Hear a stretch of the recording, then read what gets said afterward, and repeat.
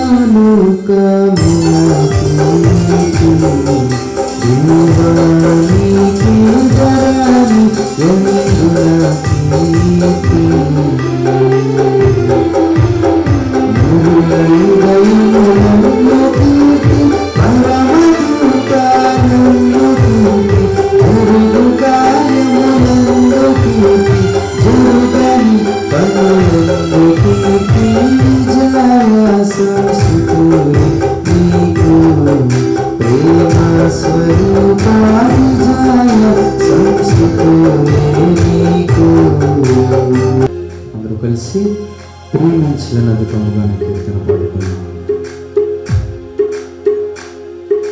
ప్రేమించేదన్ అధికముగా ఆరాధితున్ శక్తితో ప్రేమించెదను అధికముగా ఆరాధించెదను ఆశక్తితో పూర్ణ మనసుతో ఆరాధించెదను పూర్ణ బలముతో ప్రేమించెదను పూర్ణ మనసుతో ఆరాధించెదను పూర్ణ బలముతో ప్రేమించెదను ఆరాధన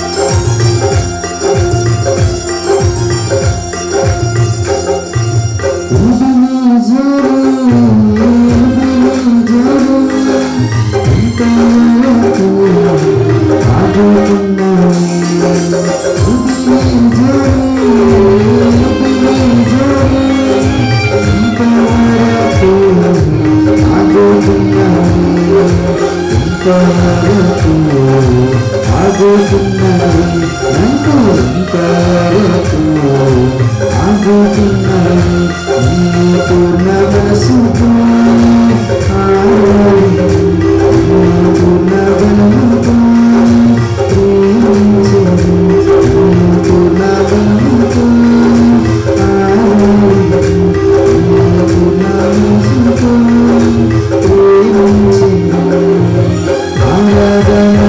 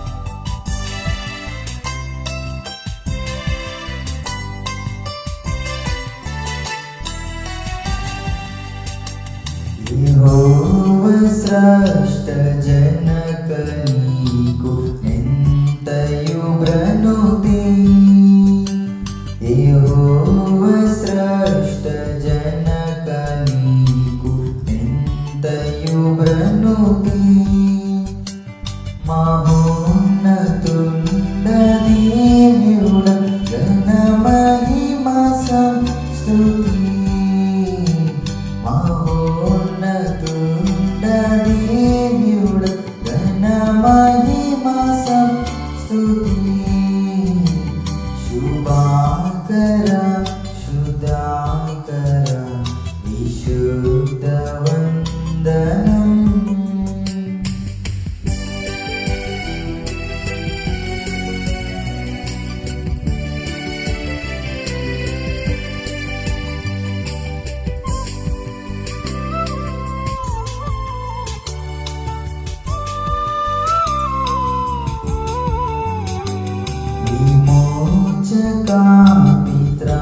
मित्रात्मजुण्ड विजयमङ्गलम्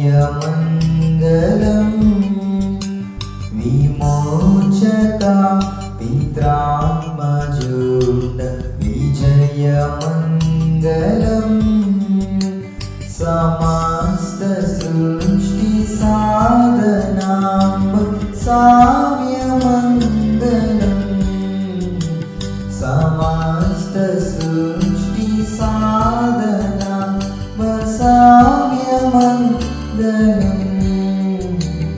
శుభాకర శుద్ధాకర విశుద్ధ వందనం.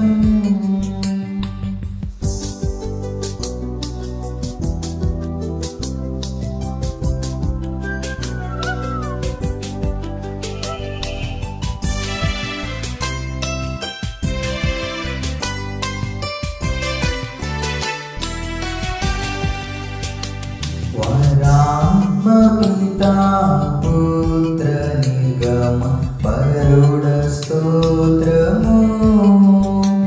వరాత్మ పితా పుత్ర నిగమ పరుడ స్తోత్రము.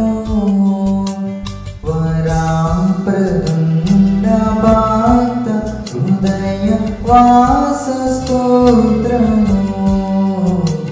వరాప్రదుండ భక్త హృదయ వాస స్తోత్రము. శుభాకర శుద్ధాకర విశుద్ధ వందనం. స్తుతి ప్రార్థన. ఓ దేవా, తండ్రిగాను కుమారుడుగాను పరిశుద్ధాత్మగాను ప్రత్యక్షమైన తండ్రి, నీ ప్రత్యక్షమితమని గనక స్తోత్రములు. ఇప్పుడు నిన్ను ఆరాధించి కృపా సమయము దయచేసినందుకు వందనములు. దూతలు పరలోక పరిశుద్ధులు నిన్ను స్తుతించినప్పటికీ మా స్తుతులు కూడా కోరుకొంచు నీకు అనేక స్తుతులు. నీవు కలిగజేసిన సమస్త సృష్టిని బట్టి నీకు గంట కలుగుచున్నది. సృష్టితో పాటు మేము నీకు నమస్కరించుచున్నాము.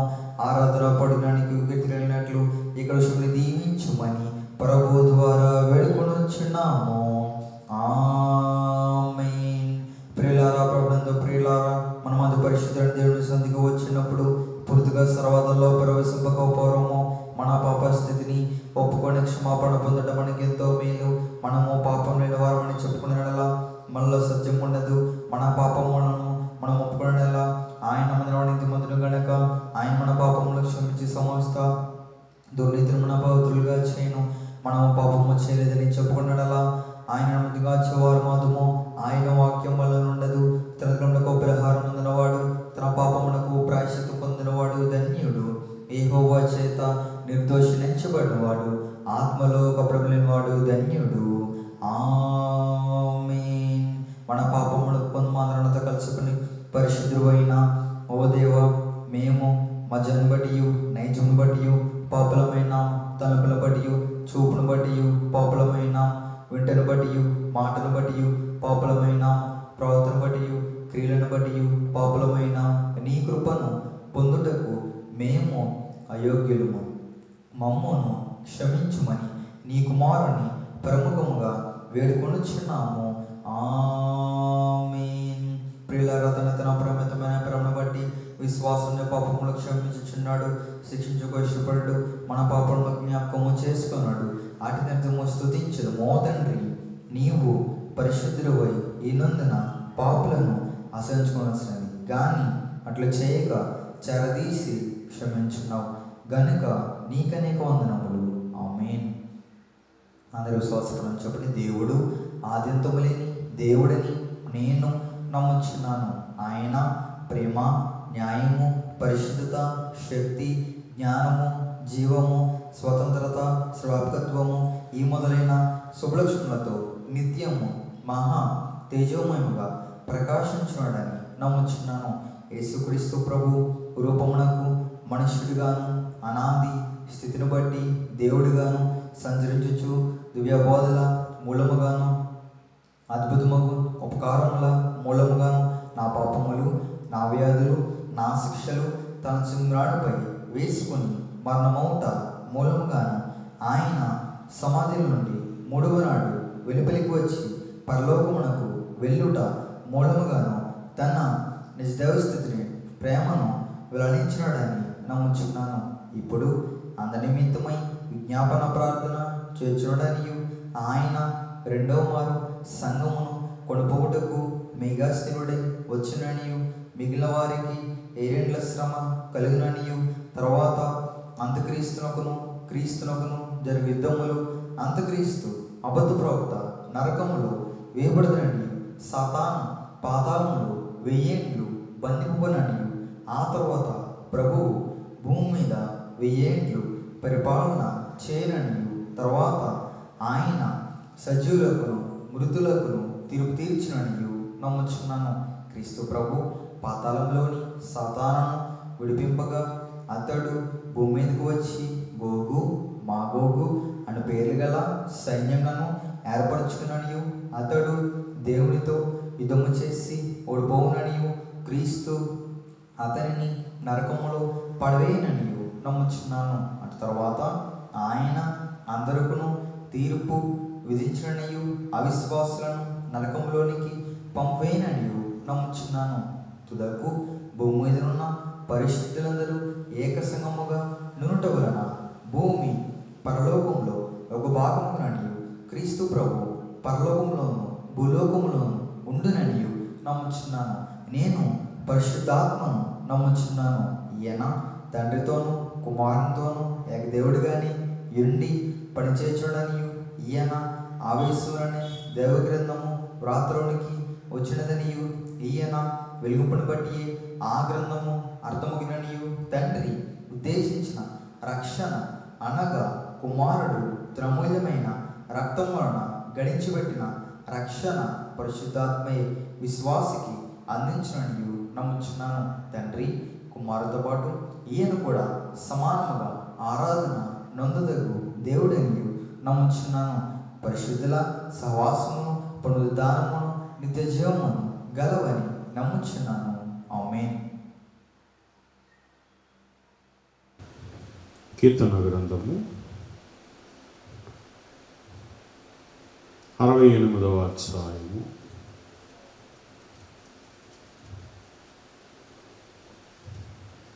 16వ వచనం ఒకటి చదువుకున్నాం. శిఖరములు గల పర్వతములారా, దేవుడు నివాసముగా కోరుకున్న కొండను మీరేలా వారచూపులు చూచుచున్నారు. యెహోవా నిత్యము అందులోనే నివసించును. యెహోవా నిత్యము అందులోనే నివసించును. ప్రార్థన చేసుకుందాం. మహిమ ప్రభావములు కలిగిన మా పరమ తండ్రి, మా గొప్ప దేవా, నీ మహిమ కలిగిన ఉన్నతమైన నామమునకు వందనములు స్తోత్రములు చెల్లించుకొనుచున్నాను.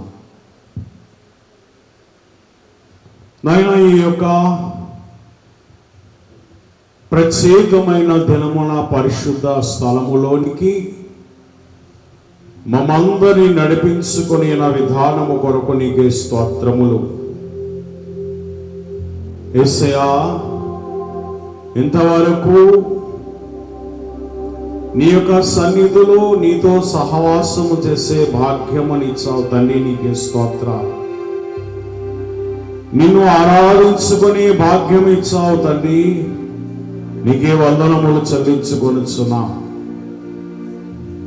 నాయనా, ఈ ఆరాధనంతటి మూలముగా నీవే మహిమను పొందిన గొప్ప దేవానికి స్తోత్రములు. నాయనా, ఈ సమయమున ఈ పరిశుద్ధ గ్రంథములోని చదవబడిన వాక్యములు మర్మమైన సంగతులను నీవే మాకు విపులముగా బోధింపచేసి మహిమను పొందమని వినుచున్న మా అందరి ఆ హృదయములను నీ వైపు త్రిప్పుకొని నీ వాక్యముతో మా హృదయమును నింపండి ప్రభా. మా హృదయమును తెరవండి యేసయ్య. మా హృదయములో ఉన్నటువంటి చెడుగును నీవే నీ వాక్యము చేత శుద్ధి చేసి మమ్మందరినీ నీ సన్నిధికి సిద్ధము చేయమని యేసు నామమున వేడుకొనుచున్నాము తండ్రి. ఆమేన్. రాయబడే గాలిలో బైబిలు మిషనను నామమును రాసిన ఆత్మకు స్తోత్రములు. రాయబడే ఆది వ్రాతగల ధర్మశాస్త్రమును రాసెను మన తండ్రి యెహోవా.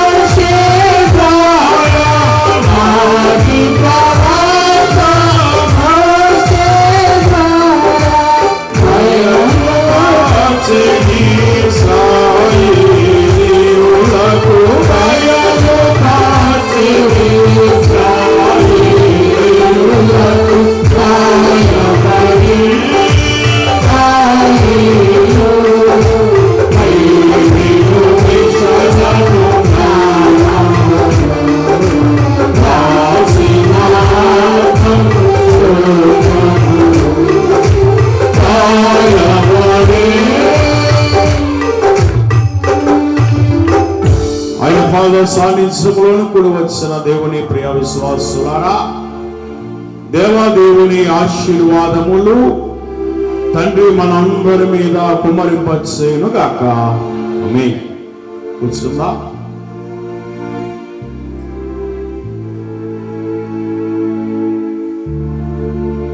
మరి ఈ దినము ప్రత్యేకమైన దినమై ఉన్నది.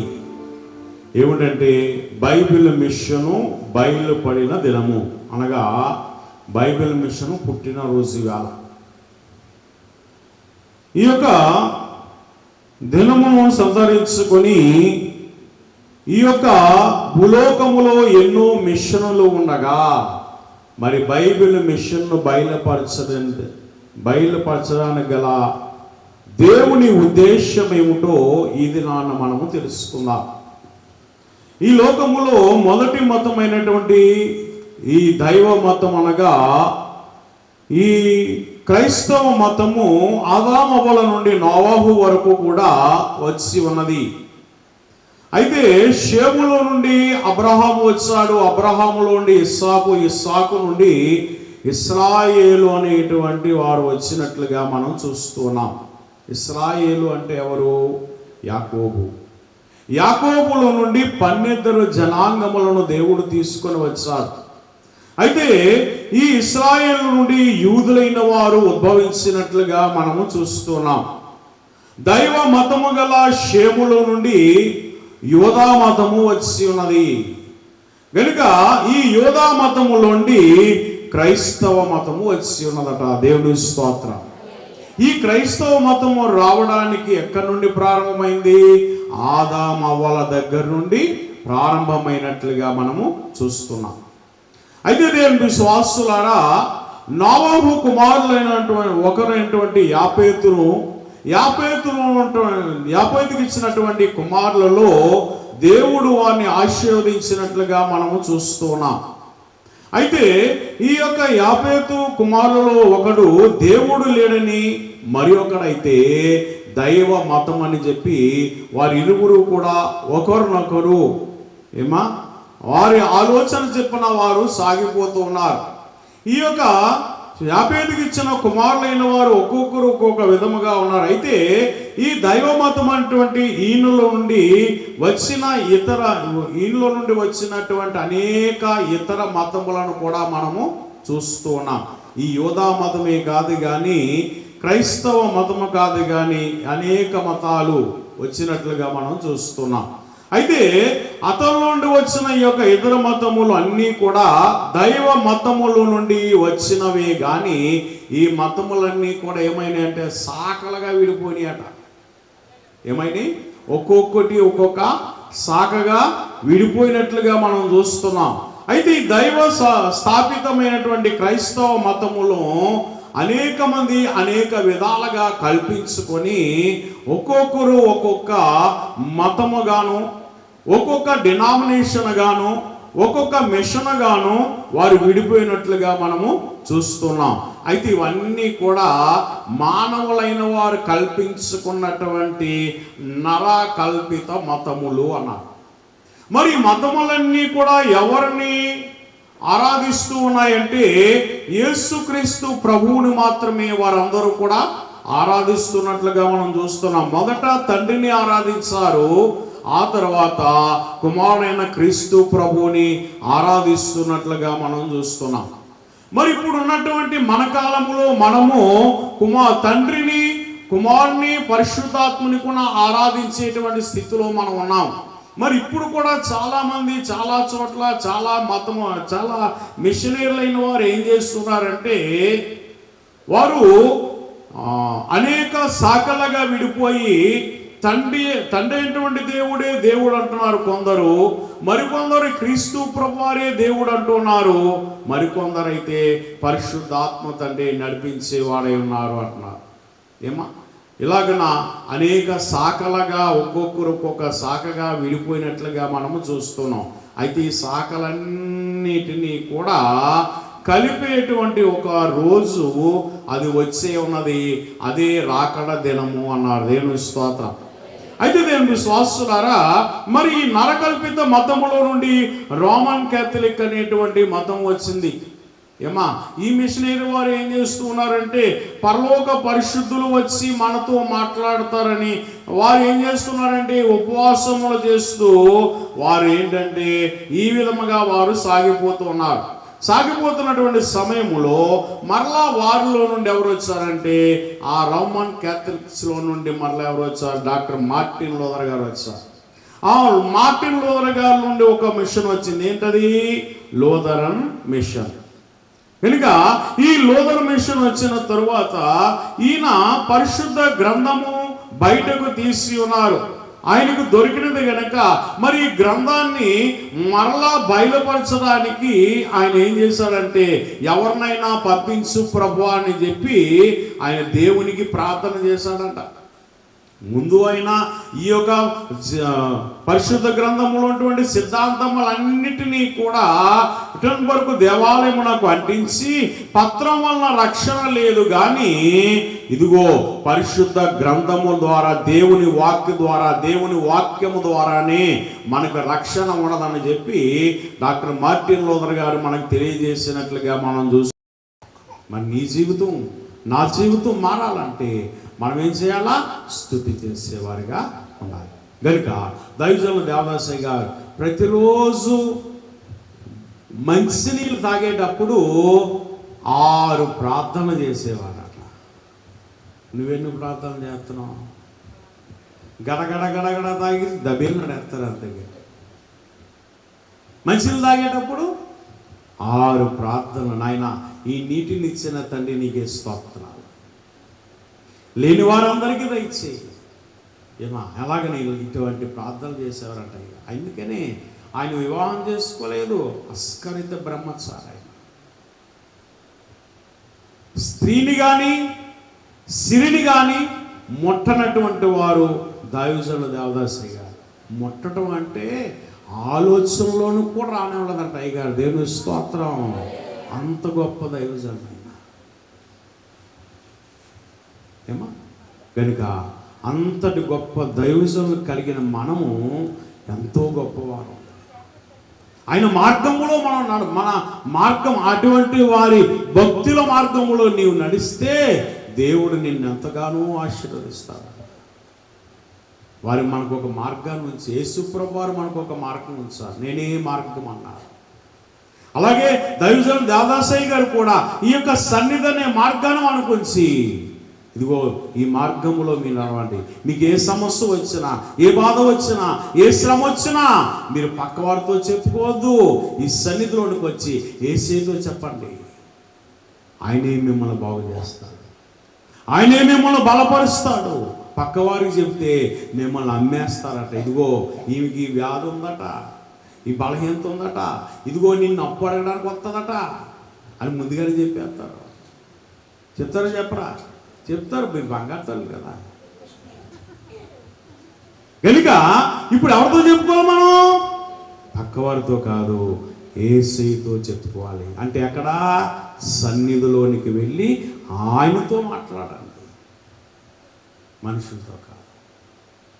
ఏమా, మీరు నిజంగా అలాగే ప్రతి విషయంలోనూ కూడా అలా మాట్లాడినట్లయితే మీరు ఇక్కడ వరకు రావాల్సిన అవసరం లేదు అసలు. నేను గ్యారంటీ ఇస్తాను. ఒకవేళ మీతో దేవుడు మాట్లాడకపోతే, మీ అవసరాలు తీరకపోతే అప్పుడు రండి, మీ కొరకు నేను ప్రార్థన చేయడానికి సిద్ధంగా ఉన్నాను. ఎప్పుడు వచ్చినా నేను ప్రార్థన చేస్తాను. ముందు మీరు చేయండి. దేవుని విశ్వాసులారా, మీ శ్రమ పోవాలంటే ఆయన సన్నిధి వైపు మీరు చూడండి, అంతేగాని లోకం వైపు చూడొద్దు. దేవుని విశ్వాసులారా, ఇలాగ మనం గమనించినట్లయితే దేవుడే మనకన్నిటినీ కూడా పోగొట్టేవాడు. మరి ఆ మార్గం ఏదంటే, ఆ మార్గం మనకు తెలియజేసింది ఎవరంటే దైవజనులు దేవదాసయ్య గారు. అదే సన్నిధనే మార్గము. దేవుని స్తోత్ర. ఆ సన్నిధనే మార్గాన్ని విడవకుండగా ప్రతి నిమిషము ఆయన వైపు చూడండి. అప్పుడు దేవుడు మిమ్మల్ని ఆశీర్వదించేవాడైనా. అట్టి ధన్యత తండ్రి మనందరకు దయచేయునుగాక. ముగింపు ప్రార్థన. సకల యుగములలో అక్షరును అదృశ్యులను రాజువైన మా పావన పరలోకపు తండ్రి, మా యేసయ్య, మా గొప్ప దేవా, నీ నామమునకు వందనములు స్తోత్రములు చెల్లించుకొనిచున్నాము. నాయనా, ఇంతవరకు నీ యొక్క సన్నిధిలో వినినటువంటి వర్తమానమును ప్రభా మా హృదయములో భద్రపరచండి తండ్రి. నీకే స్తోత్రములు. ఆ విన్న వర్తమానమును తండ్రి, పశువులు ఎలాగనైతే మేతను తిని ఎలాగనైతే నెమరు వేసుకునో అలాగన విన్న వర్తమానం మా హృదయములో భద్రము చేసుకొని నాయనా మరలా మేము నెమరు వేసుకునే ధన్యత మా అందరకు దయచేయండి ప్రభా.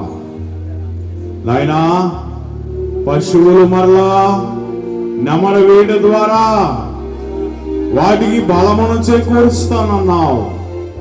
అలాగనే విశ్వాసి వినిన వాక్యమును నెమరు వేసుకుంట ద్వారా బలము ఆత్మకు చేకూరును అన్నావు తండ్రి. నీకే స్తోత్రాలు. అట్టి ధన్యత ఆశీర్వాదము మా అందరి మీద కుమరిపచ్చేయండి ప్రభా. నీ సన్నిధిలో మోకరిల్లి నీ వైపు తేరి చూచుచున్నా ప్రతి బిడ్డను దీవించండి ప్రభా. నాయనా, ఎవరెవరు ఈ అక్కర కోరి నీ పాదముల ఎదుకు వచ్చినారో వారి అక్కర్లను తీర్చండి ప్రభా. నీకే స్తోత్రములు. బిడలు లేకుండా ఎందరు బాధపడుచున్నారు, గర్భఫలము దయచేయండి ప్రభా. వారి గర్భము తెరవండి. అలానే తండ్రి, ఉద్యోగము లేకందరూ బాధపడుచున్నారు, సమయమునకు ప్రభా నీవే చక్కటి ఉద్యోగమును వారి విద్యకు సరిపడ ఉద్యోగము దయచేయండి ప్రభా. నానిదిగో తండ్రి యేసయ్యా, వివాహములు కాక ఎన్ని సంబంధములు వచ్చినా వివాహములు కుదరకందరూ బాధపడుచున్నారు, వారందరినీ దీవించండి ప్రభా. నాయనా, వారందరికీ చక్కటి జతలను ఏర్పాటు చేసి సాటైన సహాయము దయచేయమని అడుగుతున్నాం. అలానే తండ్రి, గృహములు లేకందరూ బాధపడుచున్నారు, గృహములు దయచేయండి ప్రభా. ఆయా వ్యాధుల చేత అందరూ బాధపడుచున్నారు, నీవే వారిని స్వస్థపరచండియా. నైనా, సాతాను బంధకముల చేత ఎందరూ బాధపడుచున్నారు, భూత పీడితులను విడుదల కలిగించండి ప్రభా. నాయనా, నీకే స్తోత్రములు స్తోత్రములు స్తోత్రములు చెల్లించుకొనిచున్నాం. అలానే తండ్రి ఇంటి దగ్గర, అలానే తండ్రి హాస్పిటల్లోనూ ఎందరైతే ప్రభా నాయనా యేసయ్యా నన్ను రక్షించు అని ప్రభా ఎందరైతే నీకు ప్రార్థన చేస్తున్నారో వ్యాధులతో, వారందరినీ రక్షించండి ప్రభా. నీ కృపలో భద్రపరచండి యేసయ్యా. నీకే స్తోత్రములు. నేనున్నవాడను అనువాడను వాగ్దానము చేసిన యేసయ్యా, మాలో ఉండండియా, మాతో ఉండండియా, మమ్మల్ని నడిపించండి ప్రభా. నీకే స్తోత్రములు. నాయనా, ఆయా కార్యముల చేత ప్రభా బలహీనపడుచున్న వారందరినీ నీవే బలపరచి నీ పాదముల ఎద్దకు నడిపించండి తండ్రి. నీకే స్తోత్రాలు.